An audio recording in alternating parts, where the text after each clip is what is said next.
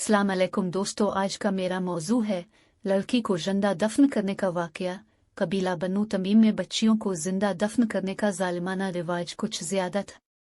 इस कबीले के सरदार कैस बिन आसिम जब इस्लाम लाए तो उन्होंने अपनी मासूम बच्ची को अपने हाथों से जिंदा दफन करने का हसरतनाक वाकया सुनाते हुए कहा, या रसूल अल्लाह सल्लल्लाहु अलैहि वसल्लम में घर से बाहर सफर पर गया हुआ था। मेरे बाद मेरे घर में एक बच्ची पैदा हुई। मैं घर में होता तो इसकी आवाज़ सुनते ही इसको मिट्टी में दबाकर हमेशा के लिए खामोश कर देता। माँ इसको जैसे तैसे चंद दिन तक पालती रही, मगर चंद दिन पालने की वजह से माँ की ममता ने कुछ ऐसा जोश मारा कि वो इस तसव्वुर ही से लरज उठती कि बाप आकर इस फरिश्ते को मिट्टी में जिंदा दबो देगा। चुनाचा मेरे डर से इसने अपनी प्यारी बच्ची को उसकी खाला के यहाँ भेज दिया कि वहाँ परवरिश पाकर जब बड़ी हो जाएगी तो बाप को भी रहम आ जाएगा। मैं जब सफ़र से वापस आया तो मालूम हुआ कि मेरे यहाँ मरा हुआ बच्चा पैदा हुआ था और बात आई गई हो गई। बच्ची अपनी खाला के ज़ेर साया पलती रही, यहाँ तक कि काफ़ी बड़ी हो गई। खुदा का करना ऐसा हुआ कि मैं एक दिन घर से बाहर गया। माँ ने यह सोचा कि आज बच्ची का बाप घर नहीं है, क्यों ना इसको बुला लूँ। इसने इसको बुला लिया। शामत अमाल कुछ देर के बाद बाप भी घर पहुंच गया। किया देखता हूं कि निहायत खूबसूरत बनी सनरी प्यारी बच्ची घर में इधर से उधर दौड़ रही है। मेरे दिल में एक अनजानी मोहब्बत ने जोश मारा।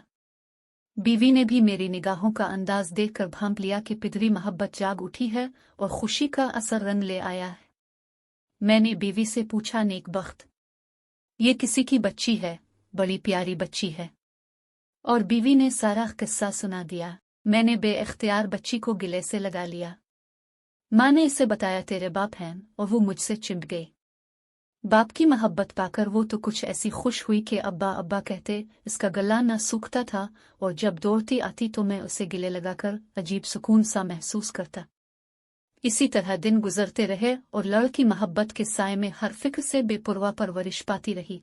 मगर इसको देखकर कभी कभी मैं सोचता हूँ कि मुझे ये जिल्लत बर्दाश्त करना होगी कि मेरी लड़की किसी की बीवी बने, लोगों को कैसे मुंह दिखाऊंगा। मेरी तो सारी इज्जत खाक में मिल जाएगी। और आखिरकार मेरी गैरत ने मुझे झंझोड़ा। मेरे सब्र का पैमाना लबरेज हो गया और मैंने तय कर लिया कि इस जिल्लत के सामान को मैं दफन करके ही दम लूंगा।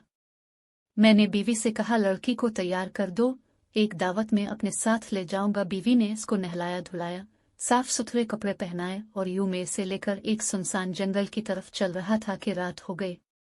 बच्ची कूदती फांदती खुश खुश मेरे साथ साथ चल रही थी और मुझ सन दिल पर यह जुनून सवार था कि जल्द इस शर्म की पुतली को मिट्टी में दबा दूं। बच्ची को क्या खबर थी।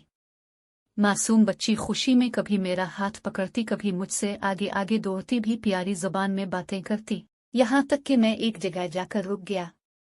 फिर मैंने जमीन में गड़ा खोदना शुरू किया। बच्ची हैरान थी कि अब्बा सुनसान जंगल में गड़ा क्यों खोद रहे हैं, और पूछती, अब्बा ये क्यों खोद रहे हैं। उसे क्या खबर थी कि जालिम बाप इस चहकती फूल सी बच्ची के लिए ही कब्र खोद रहा है। इसे क्या खबर थी है ताकि हमेशा के लिए उसे खामोश कर दिया जाएगा। जब गड़ा खोदते हुए मिट्टी मेरे हाथ पांव पर लगती तो वो अपने प्यारे और नाजुक हाथों से झाड़ती और अपनी तोतली जबान में कहती, आबा आपके कपड़े खराब हो रहे हैं। जब मैंने गहरा गड़ा खोद लिया तो एकदम इस बेगुनाह हंसती खेलती बच्ची को गले में फेंक दिया और जल्दी जल्दी इस पर मिट्टी डालने लगा। बच्ची मुझे हसरत से देखते हुए कहती रही, अब्बा जान, मेरे अब्बा जान, ये आप क्या कर रहे हैं? अब्बा आप क्या कर रहे हैं? अब्बा मैंने कुछ भी तो नहीं किया है। अब्बा आप मुझे क्यों मिट्टी में दबाए जा रहे हैं? और मैं बहरा, अंधा और गूंगा बना अपना काम करता रहा। रसूल अल्लाह सल्लल्लाहु अलैहि वसल्लम मुझ संदिल और जालिम को जरा भी तो रहम न आया और बच्ची को जिंदा दफन करने में इत्मीनान की सांस लेता हुआ वापस आ गया। मासूम बच्ची की मजलूमियत, बेबसी का यह हसरतनाक वाकया सुनकर रहमत आलम सल्लल्लाहु अलैहि वसल्लम का दिल भर आया। आंखों से टपाटप आंसू रवां हो गए।